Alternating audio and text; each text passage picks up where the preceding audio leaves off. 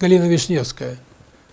Сказать, вот она начинает говорить и понимаешь, да, это чем бы она ни занималась, ей будут на нее смотреть, разинув рот, потому что это сильнейший человек.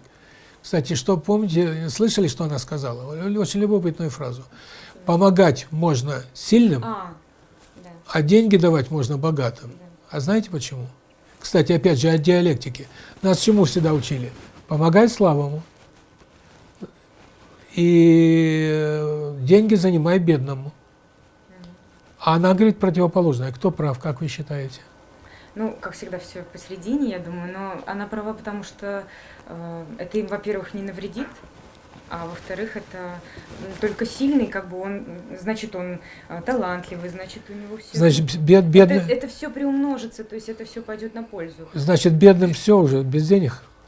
Ну, не знаю, мне кажется, тут тоже это крайность, как бы, да, то есть тут надо тоже разбирать. Бывает бедный, но очень талантливый, очень гармоничный человек, просто он пока бедный.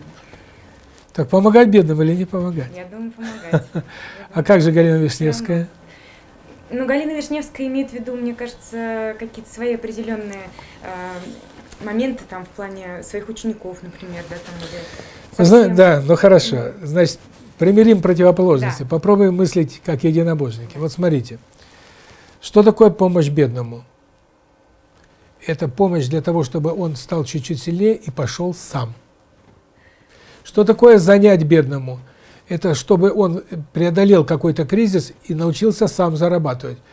Я еще в первой книжке 20 лет назад писал, что можно покормить рыбой, можно научить ловить рыбу. Так вот, если мы научим ловить рыбу, то тогда человек станет самостоятельным. Значит, помогать бедному нельзя постоянно. Ему нужно дать толчок, как и слабому, и чтобы он пошел сам. Так же, как ребенку, нужно подстраховать, но идти он должен сам. Почему Вишневская говорила о том, что нельзя помогать бедному? Знаете почему? Она не говорила этого, она говорила, что нужно помогать сильному и богатому.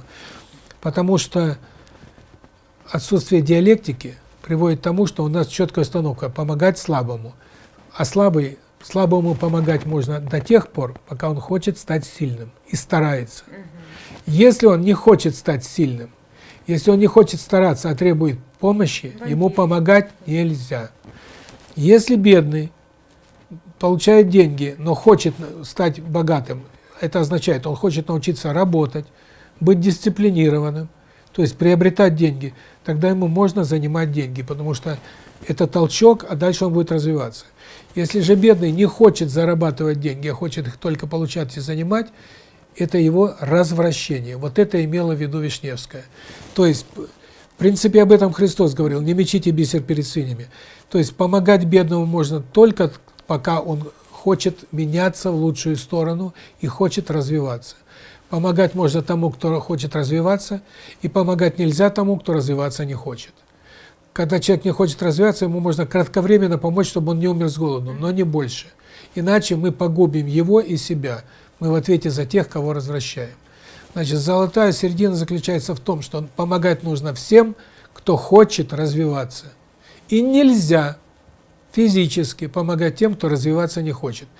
Помощь для них – это палка, это принуждение, это заставление. Ты должен работать в жестких условиях, тогда ты получишь кусок хлеба.